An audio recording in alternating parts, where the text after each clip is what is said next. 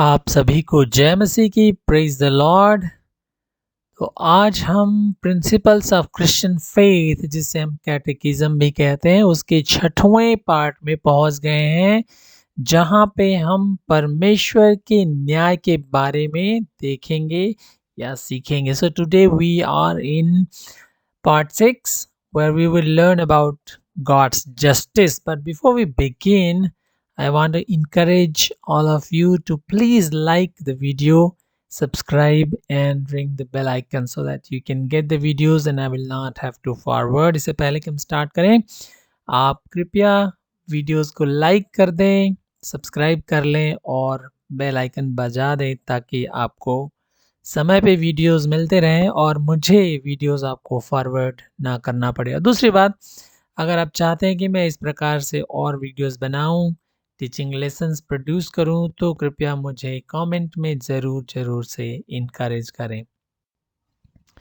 Okay, so today we are learning about God's justice. हम परमेश्वर के न्याय के बारे में आज सीख रहे हैं। तो उसमें कई सारे प्रश्न हैं, हो सकता है आपके पास भी कई प्रश्न होंगे। आज आपके कुछ प्रश्नों का जरूर उत्तर इस वीडियो में मिल जाएगा परमेश्वर के न्याय से संबंधित। पहला प्रश्न है, परमेश्वर का न्याय क्या है? इसका उत्तर है कि यह जो परमेश्वर का न्याय है, उसकी स्वभाव का वह आवश्यक गुण है। That means it is necessary quality. यह उसके स्वभाव का जो उसका एट्रीब्यूट है, उसका एक नेसेसरी क्वालिटी है, गुण है, जिसके द्वारा वह अपने आप में और अपने प्राणियों के प्रति, मतलब जो उसने हमारी सृष्टि करी है, अपने प्राणियों के प्रति अपने सभी तरीकों में असीम रूप से धर्मी और एक समान है। मतलब परमेश्वर जो कुछ भी करता है, चाहे वो अपने आप में हो और चाहे वो हमसे संबंध रखता हो, उसमें वह असीम रूप से इन्फिनिटली वो राइचस है, धर्मी है और जस्ट है। ठीक है, तो व्यवस्था विवरण 32 अध्याय के 4 पद में हम पाते हैं, जहां पे लिखा है कि वह चट्टान है और उसका काम, स्पेलिंग मिस्टेक के लिए माफ कीजिएगा, कि परमेश्वर वह चट्टान है और उसका काम सिद्ध है, उसके सब मार्ग तो न्यायपूर्ण है। वह विश्वास योग्य परमेश्वर है और उसमें कुटिलता नहीं, वह धर्मी और खरा है। It's like a definition of God's justice of who he is. तो यहाँ पे हम एक परमेश्वर की परिभाषा के रूप में देखते हैं कि वह न्याय करने में कितना खरा है। परमेश्वर चट्टान है। चट्टान मूव नहीं करता है, बदलता नहीं है, हिलता नहीं है, यहाँ से वहां नहीं खिंच सकता है। उसी प्रकार परमेश्वर को चट्टान के रूप में दर्शाया गया कि परमेश्वर बदलता नहीं है अपने नेचर से, अपने स्वभाव से, और उसका काम जो है वो परफेक्ट है, सिद्ध है। बाइबल में परमेश्वर को सिद्ध बताया गया है और परमेश्वर के सब मार्ग तो न्यायपूर्ण है और वो विश्वास योग्य भी परमेश्वर। परमेश्वर में कोई भी पाप नहीं, कोई कुटिलता नहीं, कोई अधर्म नहीं, क्योंकि परमेश्वर धर्मी, पवित्र और खरा है और ये उसके आवश्यक गुण है। परमेश्वर के अपने आवश्यक गुण है और परमेश्वर में ये गुण होने आवश्यक हैं, अन्यथा वो परमेश्वर नहीं है। आगे प्रश्न है, तो स्वयं के संबंध में परमेश्वर का न्याय क्या होगा या है? परमेश्वर अपने आप के बारे में क्या कहता है? यह उसकी अपनी महिमा को, उसकी संपूर्ण प्रक्रिया का निश्चित और अपरिवर्तनीय नियम बनाना है। मतलब परमेश्वर जो कुछ भी करता है, डेफिनेटली इम्यूटेबली वो क्या करता है कि वो बदलता नहीं। यशायाह 42 के 8 में लिखा हुआ है, मैं यहोवा हूँ, यही मेरा नाम है, मैं अपनी महिमा दूसरे को ना दूंगा और जो स्तुति मेरी है उसे खुद ही मूर्तियों को ना दूंगा। मतलब परमेश्वर कहता है कि मैं परमेश्वर हूँ, यही मेरा नाम है, मैं अपनी महिमा दूसरे को ना दूंगा। तो जो कुछ भी परमेश्वर अपनी महिमा से संबंधित करता है या नियम बनाता है या उसने बनाया है, उसमें वो बदलेगा नहीं, वो कभी भी नहीं बदलेगा। वो अपनी महिमा दूसरे को ना देगा, वो अपने एट्रीब्यूट से, अपनी महिमा से, अपने चरित्र से किसी को भी खिलवाड़ करने नहीं देगा। ओके, सो आगे प्रश्न है, तर्कसंगत प्राणियों के संबंध में परमेश्वर का न्याय क्या है? इसका उत्तर है कि यह उसका धर्मी शासन है और मनुष्यों के स्वभाव और उस व्यवस्था के अनुसार जो उसने उन्हें दी है। जो व्यवस्था परमेश्वर ने मनुष्यों को दी है उसके अनुसार यह उसका धर्मी शासन है, क्योंकि रोमियो 2 के 12 में लिखा है, जिन्होंने बिना व्यवस्था पाप किया वे बिना व्यवस्था के नाश भी होंगे, और जिन्होंने व्यवस्था पाकर पाप किया उनका न्याय व्यवस्था के अनुसार होगा। तो बहुत क्लियर है, जिनके पास व्यवस्था है, परमेश्वर का जो प्रकाशन है, बाइबल है, उनका न्याय उसके अनुसार होगा। और जिनके पास लिखी हुई व्यवस्था नहीं है परंतु उनके पास सामान्य प्रकाशन है, वो सृष्टि को देखकर भी परमेश्वर को जान सकते हैं और उसका अनुकरण कर सकते हैं। उनके मनों में विवेक, कॉन्शियसनेस की व्यवस्था दी गई है, उसके अनुसार उनका न्याय होगा। और ये न्याय किस प्रकार होगा? और परमेश्वर का न्याय 2 प्रकार से स्थापित है बाइबल में, जिसे हम पढ़ते हैं। पहला, जिसे लेजिस्लेटिव जस्टिस कहा जाता है, जिसको विधायी न्याय कहते हैं, और दूसरा है वितरणात्मक, डिस्ट्रीब्यूटिव न्याय कहा जाता है। तो इसको हम देखेंगे प्रश्नों में। तो परमेश्वर का जो लेजिस्लेटिव न्याय है, विधायी न्याय है, उसको हम इस प्रकार देखते हैं। जो परमेश्वर का विधायी न्याय है, यह उसका विवेकशील प्राणियों को सबसे पवित्र, न्यायपूर्ण और अच्छी व्यवस्था देना है, जो उन्हें आदेश देता है कि उन्हें उचित रूप से क्या करना चाहिए और क्या नहीं करना चाहिए। तो परमेश्वर ने अपनी व्यवस्था में, अपने प्रकाशन में, बाइबल में भी ये बताया कि हमें किन किन चीज़ों का पालन करना है और किन चीज़ों से हमें परे रहना है। जब आप वचन पढ़ेंगे तो आप स्पष्ट रूप से पाएंगे परमेश्वर की आज्ञाओं को, कि परमेश्वर क्या हमें किन चीज़ों को अनुसरण करने के लिए कहता है और किन चीज़ों से हमें दूरी बनाने के लिए कहता है। यशायाह 33 के 22 में लिखा हुआ है, प्रभु ही हमारा न्याय करने वाला है, वही हमारा व्यवस्था देने वाला है, प्रभु ही हमारा राजा है, वही हमारा उद्धार करेगा। परमेश्वर का डिस्ट्रीब्यूटिव न्याय क्या है? हमने देखा लेजिस्लेटिव न्याय, जस्टिस, और दूसरा जो प्रश्न है कि परमेश्वर का डिस्ट्रीब्यूटिव जस्टिस क्या है? वितरणात्मक न्याय है। यह व्यक्तियों की परवाह किए बिना व्यवस्था के अनुसार तर्कसंगत प्राणियों को उनका हक प्रदान करना है। यह उसकी निरंतर इच्छा है। परमेश्वर चाहता है कि हर व्यक्ति को उसकी व्यवस्था के अनुसार, जिस प्रकार वो अपने आप को परमेश्वर से संबंध रखते हैं या उसको नकारते हैं, उस प्रकार उनका जो हक बनता है वो उनको प्रदान करेगा। अय्यूब के 34 अध्याय के 11 में लिखा हुआ है, वह मनुष्य के कर्म के अनुसार उनको प्रतिफल देता है और प्रत्येक मनुष्य अपने आचरण के अनुरूप फल भोगता है। तो जो कुछ भी मनुष्य करता है, चाहे वो परमेश्वर के वचन के अनुसार हो, अगर वो परमेश्वर के वचन के अनुसार नहीं है, तब भी परमेश्वर उनके आचरण, उनके कामों के अनुसार क्या करेगा? प्रत्युत्तर देगा, दंड देगा, और उस फल को मनुष्य को देगा और मनुष्य उस फल को भोगेगा।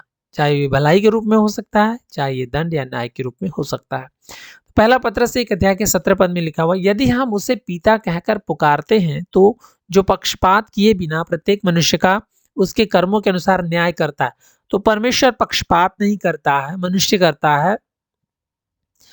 और परमेश्वर का कोई भी व्यक्ति फेवरेट नहीं कि इनके लिए वो परमेश्वर ज़्यादा करता है, दूसरे के लिए कम करता है, या किसी के पाप वो क्षमा करता है फेवरेट जान करके। परमेश्वर पक्षपात नहीं करता, हर एक मनुष्य को उसके कर्मों के अनुसार न्याय देता है।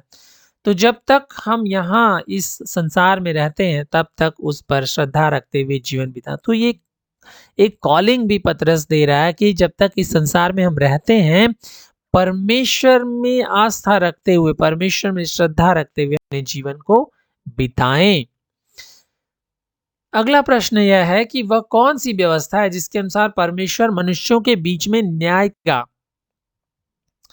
उत्तर, कामों की व्यवस्था, कर्मों की व्यवस्था और विश्वास की व्यवस्था के द्वारा परमेश्वर 2 तरह से लोगों का न्याय करेगा। एक तो कर्मों की व्यवस्था है और दूसरा विश्वास की व्यवस्था। तो हम देखें कर्मों की व्यवस्था का अर्थ क्या हो रहा है। रोमियो 3 का 27 में लिखा हुआ है, इसलिए किसी को अपने पर गर्व करने का अधिकार नहीं रहा। किस विधान या व्यवस्था के कारण वह यह अधिकार जाता रहा? यह कर्मकांड के विधान के कारण नहीं बल्कि विश्वास के विधान के कारण हुआ। तो मनुष्य जो है कर्मों के द्वारा परमेश्वर को प्रसन्न नहीं कर सकता। लेकिन जो कार्य वो करता है मनुष्य, क्योंकि मनुष्य पापी है और मनुष्य अपने आप से परमेश्वर को प्रसन्न नहीं कर सकता, परमेश्वर तक पहुंच नहीं सकता, परमेश्वर से अपना संबंध स्थापित नहीं कर सकता, अपने आप को धर्मी नहीं ठहरा सकता। इसलिए मनुष्य अपने कर्मों के आधार पर, अपनी इच्छाओं के आधार पर, अपनी एबिलिटीज, योग्यताओं के आधार पर अगर परमेश्वर के लिए कुछ करता है तो वो अमान्य होगा, वो परमेश्वर के योग्य नहीं ठहरेगा, जब तक कि वो विश्वास के द्वारा धर्मी नहीं ठहराया गया हो, प्रभु यीशु मसीह के द्वारा परमेश्वर से उसका मेल मिलाप ना हुआ हो, और वो न्याय का पात्र होगा। अगला प्रश्न, तो कर्मों की व्यवस्था और विश्वास की व्यवस्था से क्या समझा जाता है? कर्मों की व्यवस्था से कर्मों की वाचा समझी जाती है और विश्वास की व्यवस्था से अनुग्रह की वाचा समझी जाती है।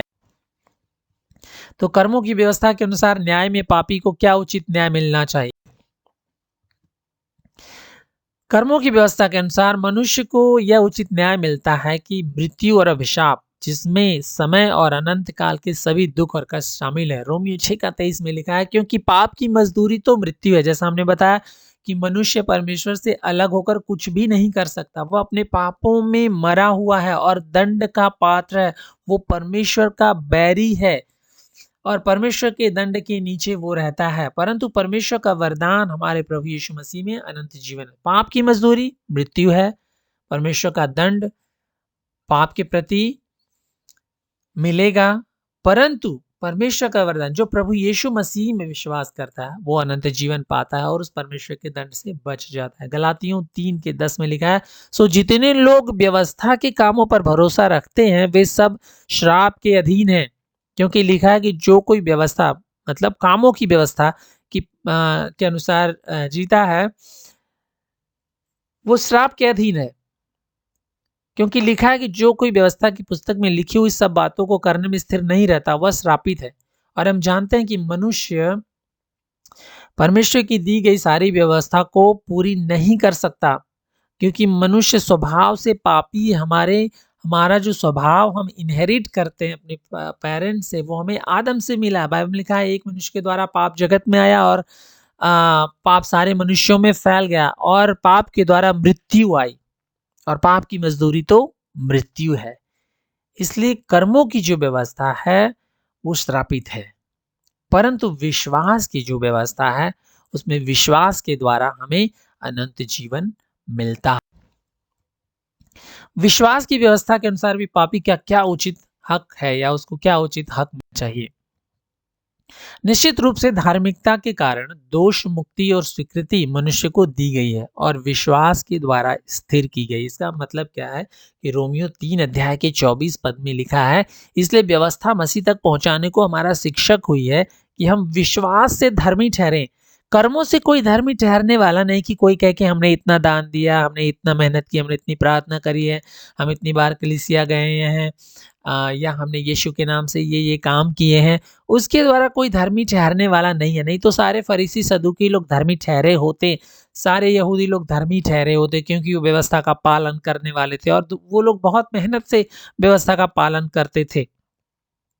पौलुस के बारे में देखिए, पौलुस कितना मेहनत कर रहा था अपने धर्म के लिए, कितनी उसको जील थी और कलीसिया को भी वो सता रहा था। लेकिन वचन यहाँ पे कह रहा है कि व्यवस्था जो है हमारी शिक्षक हुई है मसीह तक हमें पहुंचाने के लिए कि हम विश्वास से धर्मी ठहरे। काम से हम धर्मी नहीं ठहर रहे हैं, परंतु विश्वास से यीशु के कामों पर भरोसा करने के द्वारा हम धर्मी ठहराया जाए कि यीशु हमारे पापों के लिए मारा गया, गाड़ा गया और मुर्दों में से तीसरे दिन जी उठा। इन बातों पर हम विश्वास करते हैं तो हम धर्मी ठहरते हैं। इसलिए रोमियो 8:1 में लिखा है, जब जो यीशु मसीह में उस पर दंड किया गया नहीं, क्योंकि हम कर्मों की व्यवस्था के द्वारा नहीं चल रहे हैं, परंतु अब हम विश्वास की व्यवस्था, विश्वास की वाचा में हम आ गए हैं, अनुग्रह की वाचा में आ गए हैं यीशु मसीह पर विश्वास करने के द्वारा। इसलिए अब हम पर दंड की आज्ञा नहीं। प्रश्न, क्या परमेश्वर का अपराधियों से प्रतिशोध लेना न्याय का उचित कार्य नहीं है? उत्तर है हाँ, बिल्कुल। हर एक अपराध और अनाज्ञाकारिता का उचित प्रतिफल मिलता है, परमेश्वर देता है, क्योंकि बाइबल में लिखा है 2 थिस्सलुनीकियों 1 अध्याय के 6 में, क्योंकि परमेश्वर के निकट यह न्याय है कि जो तुम्हें क्लेश देते हैं उन्हें बदले में क्लेश दे। परमेश्वर न्याय करने वाला है, वो न्यायी है। रोमियो 3 अध्याय के 5 से 6 में लिखा, परंतु यदि हमारी अधार्मिकता, हमारे पाप परमेश्वर की धार्मिकता को प्रदर्शित करते हैं तो हम क्या कहें? क्या परमेश्वर का कोप करना अनुचित है? क्या परमेश्वर जब कोप करता है तो क्या वह अन्यायी ठहरता है? यह पौलुस कह रहा है, यह तो मैं मनुष्यों के अनुसार कह रहा हूं, ऐसा कदापि ना हो, अन्यथा परमेश्वर जगत का न्याय कैसे करेगा? मनुष्य कह सकता है कि परमेश्वर मेरा न्याय क्यों कर रहा है? हम लोग भी कुड़कुड़ाते हैं। मनुष्य कहता है, जब मनुष्य के ऊपर दंड आता है या बीमार होता है या दुर्घटनाएं होती हैं, मृत्यु होती हैं या तंगी होती, तमाम परेशानियां जब मनुष्य के जीवन में होती हो तो वो परमेश्वर पर कुड़कुड़ाता है। वो कहता है, हे परमेश्वर, तूने मेरे साथ ऐसा क्यों किया? मेरे ही साथ ऐसा क्यों हो रहा है? परमेश्वर मुझे दंड क्यों दे रहा है? या परमेश्वर ने मुझे छोड़ दिया है? तमाम प्रकार की बातें मनुष्य करता है, लेकिन परमेश्वर जो न्यायी है उसको कोप करने का, दंड देने का अधिकार है, क्योंकि वो धर्मी है, वो पवित्र है और वो अपने चरित्र से नहीं बदल सकता। अन्यथा परमेश्वर जगत का न्याय फिर कैसे करेगा अगर वो बदल जाए तो परमेश्वर का यह न्याय जो है वो कहलाता है, परमेश्वर का यह न्याय प्रतिशोधात्मक विंडिक्टिव जस्टिस और दंडात्मक न्याय पनिशिंग जस्टिस कहलाता है। तो प्रतिशोधात्मक विंडिक्टिव जस्टिस, प्रतिशोधात्मक न्याय फिर क्या? विंडिक्टिव जस्टिस यह है कि पाप पर परमेश्वर का दंड है जिसकी वचन में चेतावनी दी गई। हम देखते हैं कि पाप की मजदूरी मृत्यु है और जो भी पाप करता है वो दंड के पात्र है और वो परमेश्वर की महिमा से रहित होता है। उत्पत्ति 2 अध्याय के 17 में परमेश्वर ने आदम और हवा को यह आज्ञा दी, पर भले या बुरे के ज्ञान का फल जो वृक्ष में है उसका फल तू कभी ना खाना, क्योंकि जिस दिन तू उसका फल खाएगा उसी दिन अवश्य मर जाएगा। उसका मतलब क्या है?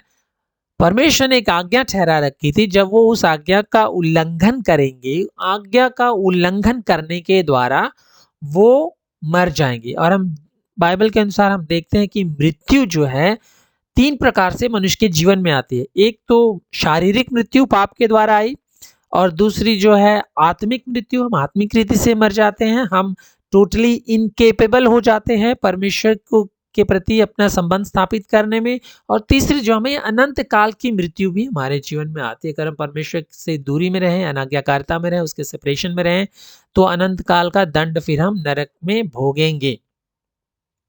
यहेजकेल 18 के 4 में लिखा है, देखो सबों के प्राण तो मेरे हैं, जैसा पिता का प्राण है वैसा पुत्र का भी प्राण है, दोनों मेरे ही हैं, इसलिए जो प्राणी पाप करेगा वही मर जाएगा।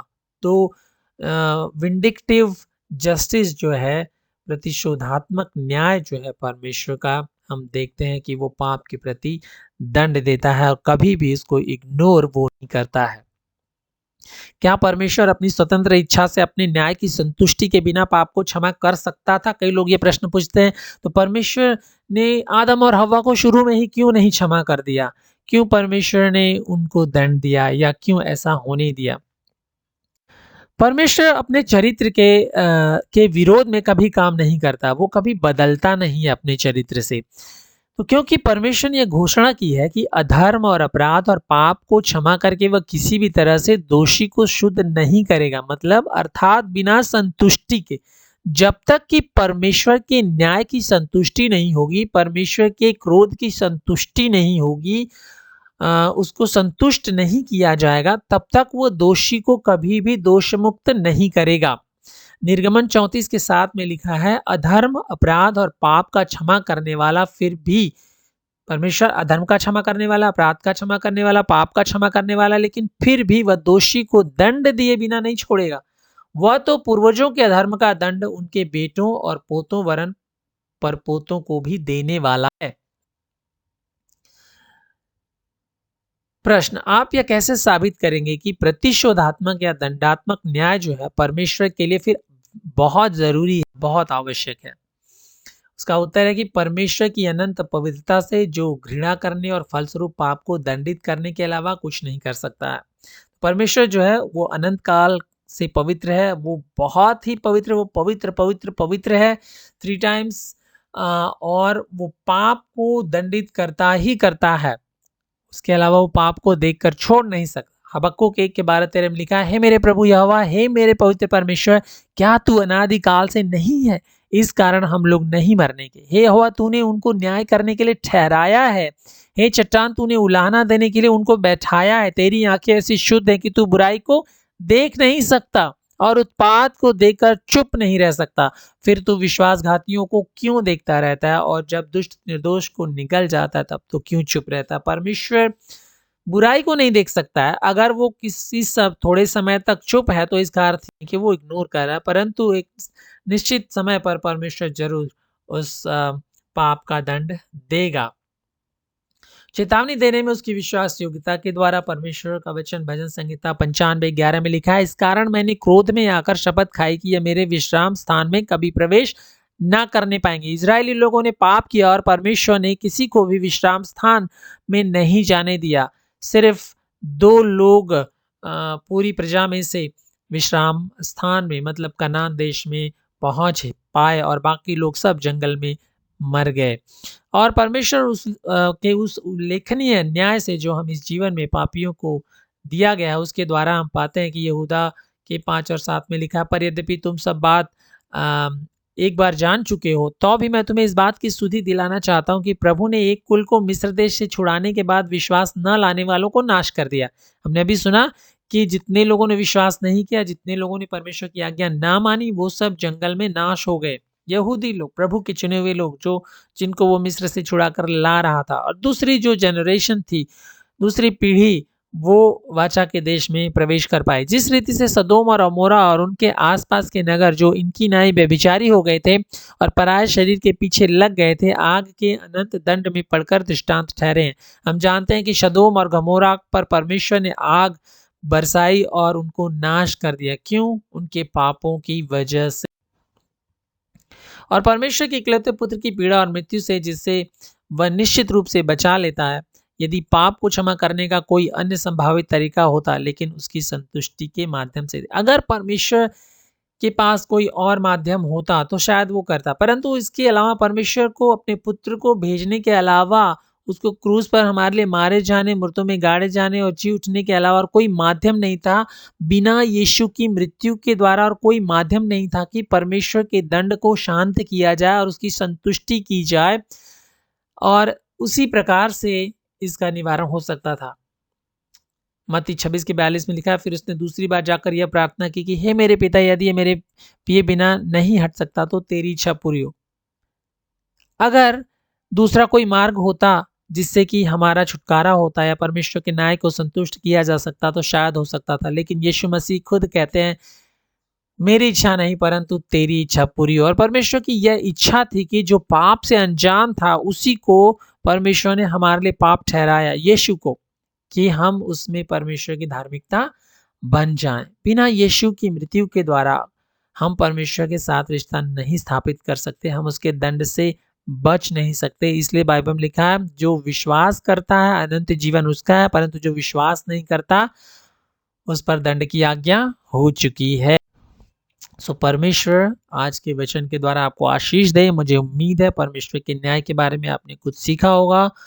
और एक बार फिर अगर आप मुझे उत्साहित करना चाहते हैं कि मैं इसी प्रकार से वीडियोस और आपके लिए बनाऊं और आप परमेश्वर के वचन से सीखें, तो कृपया लाइक, सब्सक्राइब और बेल आइकन बजा दें ताकि आपको वचन मिलते रहें। और हाँ, दूसरों के साथ शेयर करना ना भूलें। परमेश्वर आप सभी को आशीष दें। जय मसीह की।